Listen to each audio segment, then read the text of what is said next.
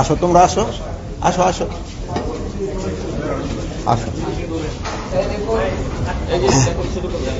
ছবি দিচ্ছে, 1 মিনিট ছবি নিবে, তারপরে শুরু করবে।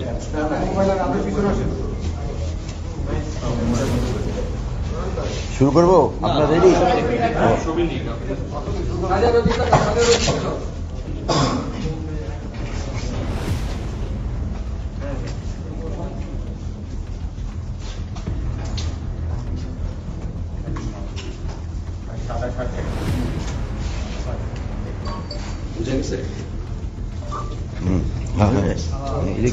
মানি লন্ডারিং এর টাকা, ঠিক আছে, গণ আতঙ্ক প্যানিক সরবরাহ, এইসবগুলো ঠিক আছে। ডিভিশনটার আমাদের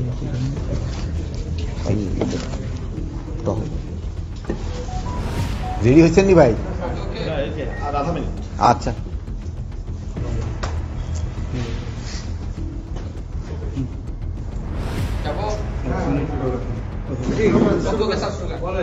বিসমিল্লাহির রহমানির রহিম। আপনাকে এত রাত্রে আমি ডেকেছি, আপনারা অনেক কষ্ট করে এখানে আসছেন, এই জন্য আপনাদের ধন্যবাদ। আপনারা জানেন দেশে যে বিদ্যমান আইন শৃঙ্খলা পরিস্থিতি সম্বন্ধে আমরা পূর্ণ সজাগ এবং সচেতন। আপনারা জানেন যে আওয়ামী দোসররা তারা দেশকে অস্থিতিশীল করার জন্য সব ধরনের চেষ্টা করতেছে। যেহেতু তারা প্রচুর টাকা দেশ থেকে স্থানান্তর করেছে, ওই টাকা তারা এখন ব্যবহার করতেছে। এই টাকা ব্যবহার করে দেশকে একটা অস্থিতিশীল পরিস্থিতি করার চেষ্টা করতেছে। আমরা এইটা কোনো অবস্থায় করতে দিব না। আমরা যেভাবে হোক এটা প্রতিহত করব। দিনে রাত্রে যেখানে আমাদের বাহিনীর প্রয়োজন হবে তারা সেখানে যাবে এবং এটাকে প্রতিহত করবে। আপনারা জানেন, আমি আপনাদের সামনে দায়িত্বহীনভাবে বলতে চাচ্ছি, আমি এই আওয়ামী যারা এই কাজগুলি করতেছে তাদের আমি ঘুম হারাম করে দিব এবং তারা কোথাও কোনো স্থান পাবে না। দিনে রাতে যে জায়গায় হোক না কেন তাদের কোথাও কোনো স্থান হবে না। আর একটা আমি আপনাদের কাছে দায়িত্বহীনভাবে বলতেছি যে আমার বাহিনীকে আমি ইনস্ট্রাকশন দিয়েছি, তারা তাদের টহল কার্যক্রম আরো বৃদ্ধি করবে। আগামীকাল থেকে যেন কোথাও কোনো কিছু না ঘটে এই জন্য তারা ব্যবস্থা নেবে। এবং এই আমি বাহিনীর সবাইকে আমি এই ইনস্ট্রাকশন দিয়েছি এবং তারা এটা ভালোভাবে কার্যকর করবে। এবং তারা যদি ভালোভাবে কার্যকর করতে না পারে তবে তাদের বিরুদ্ধে আমি একটা অ্যাকশন নিব। তা আপনারা দেশবাসীকে আশ্বস্ত করবেন, আইন শৃঙ্খলা পরিস্থিতি দিনে দিনে আরো উন্নতি হবে এবং এটা অবনতি হওয়ার কোনো সম্ভাবনা নাই। এবং দেশকে যারা অস্থিতিশীল করার চেষ্টা করতেছে তাদের কোনো অবস্থায় আমরা ছাড় দিব না। এই আওয়ামী দোসরদের আমরা কোনো অবস্থায় ছাড় দিব না। তাদের কাছে প্রচুর টাকা আছে, এই টাকা তারা বিভিন্ন জনের মধ্যে বিভিন্নভাবে ছড়াচ্ছে এবং দেশে একটা অস্থিতিশীল পরিস্থিতি চেষ্টা করতেছে, কিন্তু তারা কোনো অবস্থায় সাকসেস হবে না। এবং আমরা যেভাবে হোক আইন শৃঙ্খলা পরিস্থিতি দিনে দিনে উন্নতি করতে থাকবো এবং এই যে ডেভিল হান্টের মাধ্যমে আমাদের কার্যক্রম অব্যাহত থাকবে এবং এই সন্ত্রাসীরা কোথাও কোনো জায়গায় ঘুমাতে যেন না পারে বা বসতে যেন না পারে, দাঁড়াতে যেন না পারে, এই ব্যবস্থা আমরা করব। মাননীয় উপদেষ্টা, আমাদের শেষ হয়েছে, আমরা প্রশ্ন করবো। হ্যাঁ, বলেন। আচ্ছা, আপনি জানেন কি আজকেও দুটি ছিনতাইয়ের ঘটনা ঘটেছে এবং একজনকে একেবারে ওপেন ভাবে 4টি গুলি করে তার থেকে 160 ভরি স্বর্ণ ছিনতাই করার ঘটনা ঘটেছে। এগুলোর পেছনে কি আপনি সে আওয়ামী দোসরদেরই দেখছেন না অন্য কেউ এই সুযোগটি নিয়ে এই কাজটি করছে, কি মনে করছেন? এইটা এই দোসররাই বেশি জড়িত। এইটা এলাকাটা হলো বনশ্রী এলাকা, যে এই ঘটনাটা ঘটছে এটা আমার নজরে আছে। এখানে ওই জায়গায় যে আমার আইন শৃঙ্খলা বাহিনীর যারা লোক আছে, আমি তাদেরও যদি কোনো গাফিলতি থাকে আমি তাদেরও আইনের আওতায় আনবো। এই মুহূর্তে 2টি ডিবি টিম মতিঝিল বিভাগ কাজ করতেছে স্যার। এখন আপনার পদত্যাগ দাবি করা হয়েছে কিছু সময় আগে। ঢাকা বিশ্ববিদ্যালয় এলাকায় শিক্ষার্থীরা বিক্ষোভ মিছিল করেছেন, সমাবেশ করেছেন, তারা আগামীকাল দুপুর পর্যন্ত সময় বেঁধে দিয়েছেন আপনার পদত্যাগের জন্য। এই বিষয়টি কি আপনার নজরে এসছে? এই আমার এই পদত্যাগের ব্যাপারে আজকে তো প্রথম না, মানে তারা আমার যেই কারণে পদত্যাগ করতে বলে ওই কারণগুলি যদি আমি উন্নতি করে দিতে পারি তো আর কোনো পদত্যাগের প্রশ্ন না। তারা চাচ্ছে আইন শৃঙ্খলা পরিস্থিতি উন্নতি। আমি আইন শৃঙ্খলা পরিস্থিতি যেন উন্নতি হয় আমি এই ব্যবস্থা করতেছি এবং এই আইন শৃঙ্খলা পরিস্থিতি আগের থেকে অনেক উন্নতি হয়েছে এবং এটা আরো উন্নতি হতে থাকবে। এই তো ডেভিল হান্টের অপারেশনের পর থেকে এখন পর্যন্ত প্রায় 8,500 কিন্তু গ্রেপ্তার হয়েছে আমরা দেখেছি। তারপরে আপনাদের একজন ঊর্ধ্বতন কর্মকর্তা কিন্তু বলেছে চাঁদাবাজি কমে গিয়েছে, কিন্তু ছিনতাই চুরি বাড়ছে, যেটা প্রতিনিয়ত আমরা রাতে দেখি। এখন যাদেরকে গ্রেপ্তার করা হলো তা আসলে তারা কারা? আর এই যে রাতে প্রতিনিয়ত যে ঘটনা ঘটছে, শুধুমাত্র রাতেই নয়, সারা দেশেই ঘটছে অপ্রীতিকর ঘটনাগুলো, তাদেরকে কেন গ্রেপ্তার করা হচ্ছে না?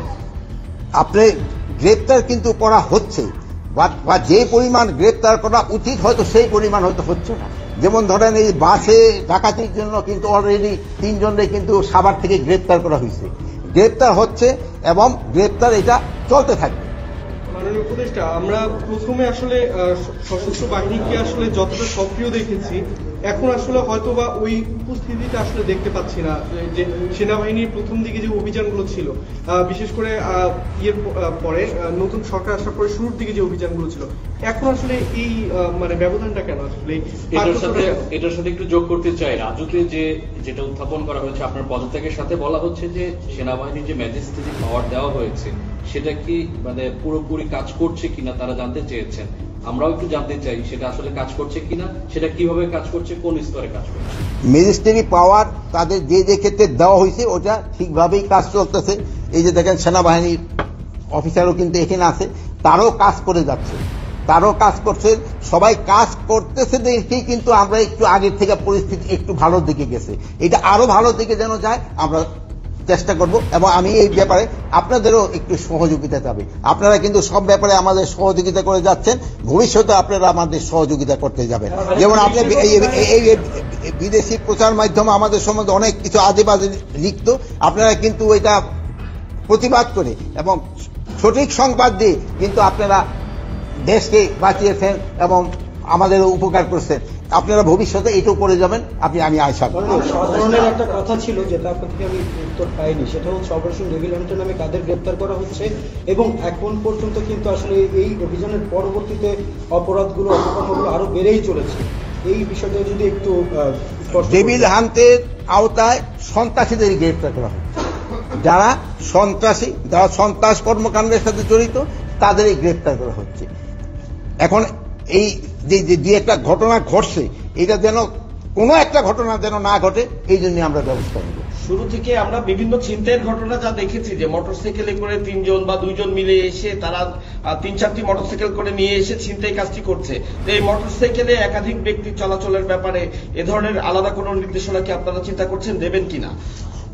এই ব্যাপারে মোটরসাইকেলে যেন হেলমেট পরা অবস্থায় ছাড়া কেউ যেন না চলে এবং 2 জনের বেশি যেন না চলে, এটার জন্য তো আমি অলরেডি ইনস্ট্রাকশন দেওয়া হয়েছে এবং এটা যেন কার্যকারী হয়। ফারুক, এই যে তোমরা দেখবা যেন কোনো অবস্থায় এটা যেন কোনো না বর্তায়। মাননীয় উপদেষ্টা, শুধু ছিনতাই নয়, শিক্ষার্থীরা, বিশেষ করে নারী শিক্ষার্থীরা বলছে যে স্বরাষ্ট্র উপদেষ্টা এবং আইন উপদেষ্টা যখন দায়িত্ব নেয়, সবার আগে তাদের নারীদের নিরাপত্তার কথা চিন্তা করা উচিত ছিল।